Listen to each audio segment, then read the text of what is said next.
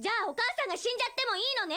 Existe um sentimento que quase todos nós experimentamos na infância, embora seja difícil de explicar. Perceber que algo estava errado, ver a preocupação nos adultos, sentir medo e ainda assim seguir em frente como se nada estivesse errado, encontrando refúgio em pequenas coisas. Meu vizinho Totoro entende esse sentimento melhor do que muitos filmes supostamente profundos. Na primeira vez que tentei assistir a Meu Vizinho Totoro, desliguei depois de uns 20 minutos. Parecia um filme muito infantil e acabei desistindo. Muitos anos depois, algumas semanas atrás, decidi dar-lhe outra chance e, para minha surpresa, o filme era muito mais profundo do que eu imaginava. Porque sim, embora Meu Vizinho Totoro seja um filme reconfortante para muitos, infantil em certos aspectos, ele consegue transmitir uma mensagem bastante profunda. ほんのちょっと入院するだけだって、風邪みたいなものだって。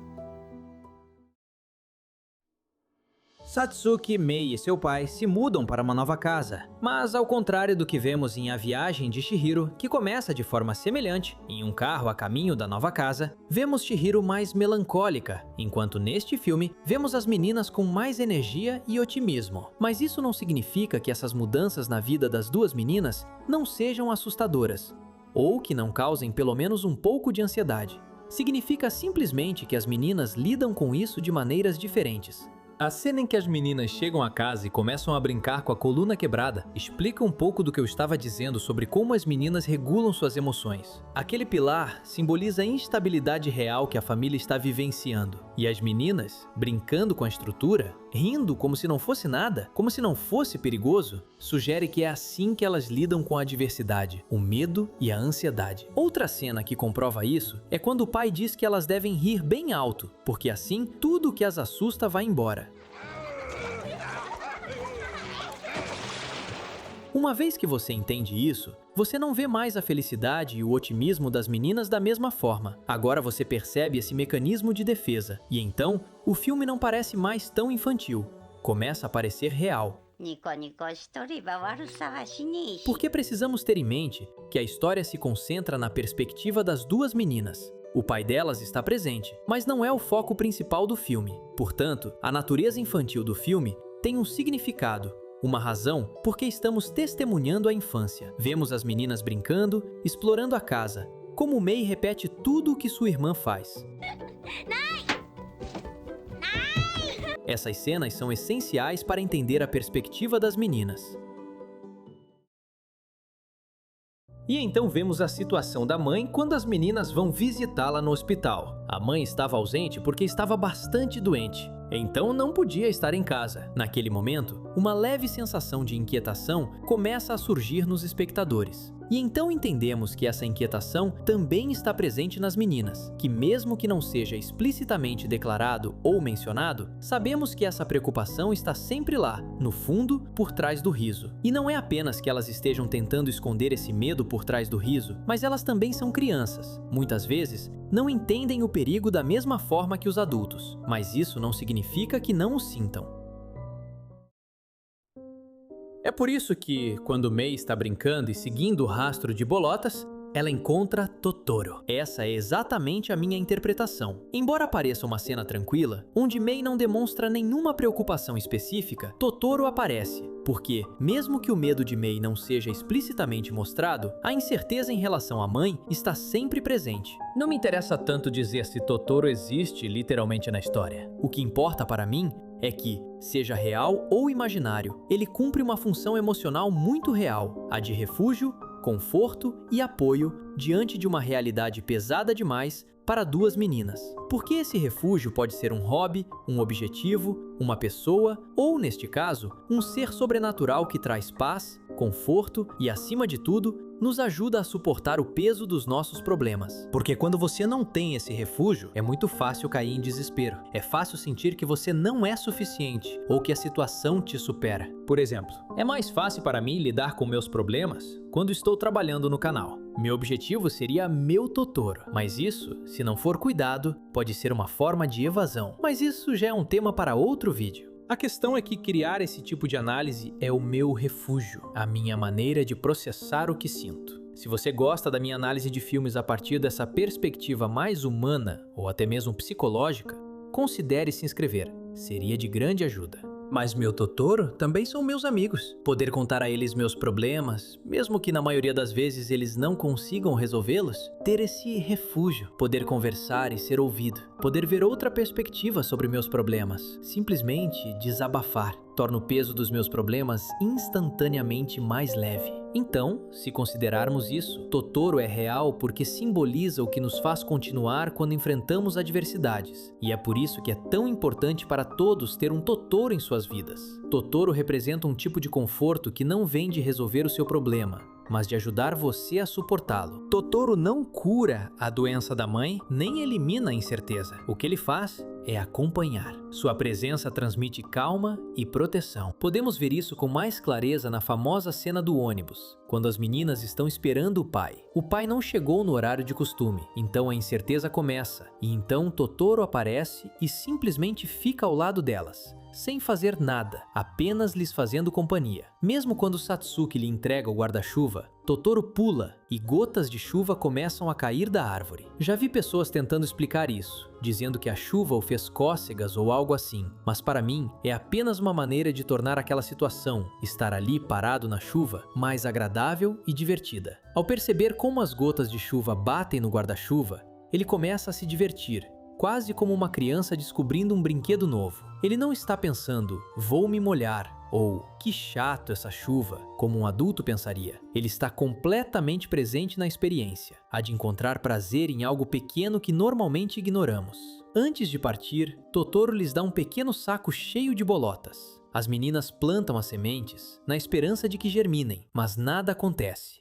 Até que uma noite vem Totoro realizando uma espécie de dança para fazer as sementes crescerem, e de repente se transforma em uma árvore gigante. A cena da árvore não representa apenas a natureza. Ela também pode ser vista como uma imagem do próprio crescimento interior de Mei e Satsuki. Elas estão passando por uma fase em que, sem querer, estão mudando. Sentem medo, responsabilidade, incerteza, e tudo isso as força a amadurecer um pouco. Assim como na cena da chuva, aqui a magia não resolve a realidade. A mãe ainda está doente, o problema ainda existe. Mas naquela noite, as meninas vivenciam algo puro e cheio de energia. A árvore age como uma espécie de explosão de vida que lhes traz algum conforto. Quando elas sobem em Totoro e voam, isso reforça a ideia de Totoro como seu refúgio. Mesmo voando muito alto, agarrando-se apenas com as mãos, embora pudesse ser perigoso, elas se sentem seguras porque estão com Totoro. Então o filme brinca um pouco com a ambiguidade. No dia seguinte, a imensa árvore desapareceu, mas as sementes germinaram. O importante é que a experiência foi real para elas e deixou algo no mundo. Mesmo que não reste a árvore gigantesca, ainda fica um sinal de crescimento.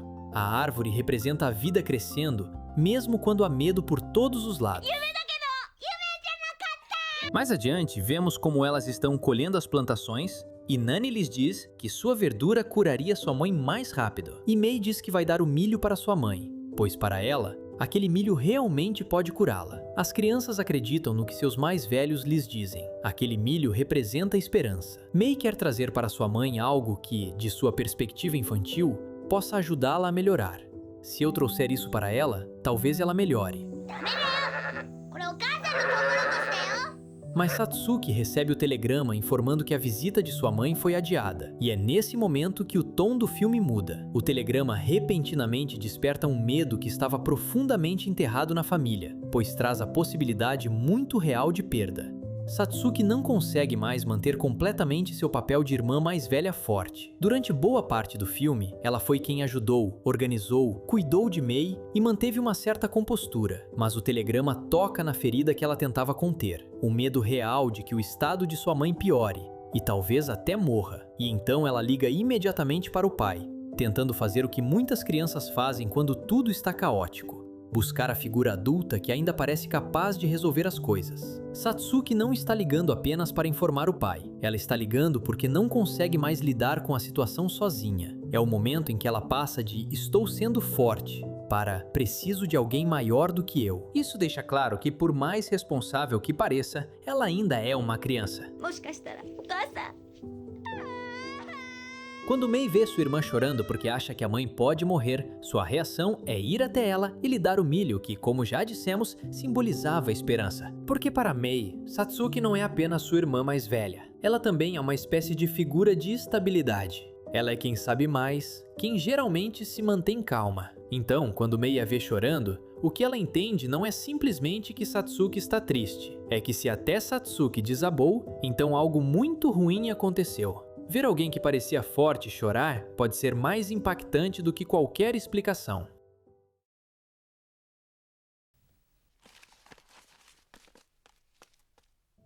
Quando Mei decide ir sozinha ao hospital com o milho, ela não está sendo irracional, da maneira como um adulto haveria, mas sim completamente coerente com sua idade, seu medo e seu amor. Mei vai porque quer fazer algo útil. É a maneira dela de dizer: se ninguém consegue resolver, eu vou tentar. Aqui, o milho se torna quase um resumo emocional de Mei, porque o milho não pode curar sua mãe. Nós sabemos disso. Satsuki, de alguma forma, também sabe, mas para Mei, aquele milho representa todo o seu desejo infantil de que as coisas voltem a ser como antes. Isso torna a cena dolorosa mesmo antes de ser perdida, porque vemos uma garotinha carregando uma esperança frágil demais para uma situação avassaladora. O telegrama também mostra claramente como cada irmã expressa amor e medo de forma diferente. Satsuki desaba em lágrimas porque não aguenta mais. Mei toma uma atitude. Ambas estão sofrendo a mesma coisa, só que expressam isso de maneiras diferentes. Antes de chegarmos à parte mais intensa do filme, deixe um comentário. Qual é o seu Totoro? O que lhe traz paz quando tudo está dando errado? Bem, a caminho do hospital, Mei se perde. Aqui, o filme entra em sua parte mais angustiante. Até então, a angústia do filme estava principalmente ligada à mãe, uma ausência, uma doença, uma preocupação que pairava no ar. Mas quando Mei desaparece, não é mais apenas o medo de que algo ruim aconteça no hospital. Agora há outro perigo, muito mais imediato: a possibilidade de perder Mei também. Satsuki não está apenas com medo. Ela também carrega um fardo brutal de culpa, mesmo que não diga isso explicitamente. Porque, em sua posição de irmã mais velha, ela sente que deveria ter cuidado melhor de Mei.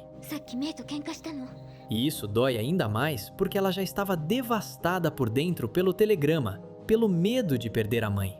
É como se o filme a confrontasse com um limite absoluto.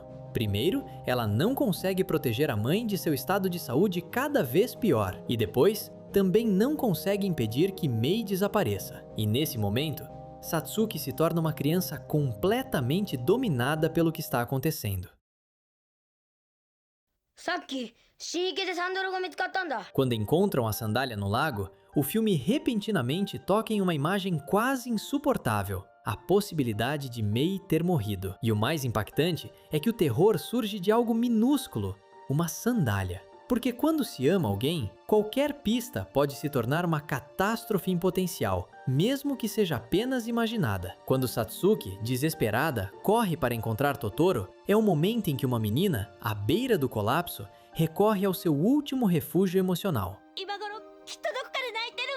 Os vizinhos procuram, os adultos se mobilizam, mas ela precisa apoio emocional. Uma força que a impeça de afundar completamente. Quando Totoro chama o gato ônibus, isso mostra que mesmo nos momentos mais sombrios, uma luz ainda pode surgir. Essa parte foi a mais confusa para mim. O fato de Totoro tê-la ajudado ativamente pela primeira vez pareceu trapaça. Mas, depois de refletir bastante, acho compreensível que Totoro deixe de ser apenas uma fonte de conforto e se torne a força emocional que permite a Satsuki seguir em frente e enfrentar a crise.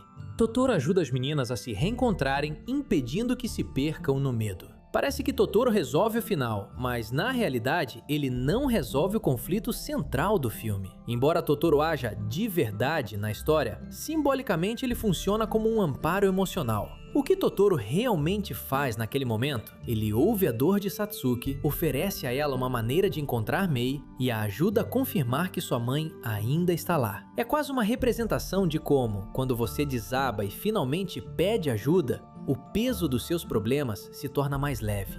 Como eu estava dizendo antes sobre contar meus problemas aos meus amigos, no fim, acho que Meu Vizinho Totoro não é apenas sobre a infância, mas sobre algo que continuamos carregando mesmo como adultos: a necessidade de encontrar refúgio. Porque não nos promete que tudo terminará perfeitamente. Isso nos lembra que, às vezes, tudo o que precisamos para não desmoronar completamente é sentir que não estamos sozinhos em nossa dor. Tem um vídeo analisando a personagem Sophie e outro sobre o Howard e o Castelo Animado, e você pode comentar abaixo qual outro filme devo analisar. Muito obrigado por se inscrever, até o próximo vídeo.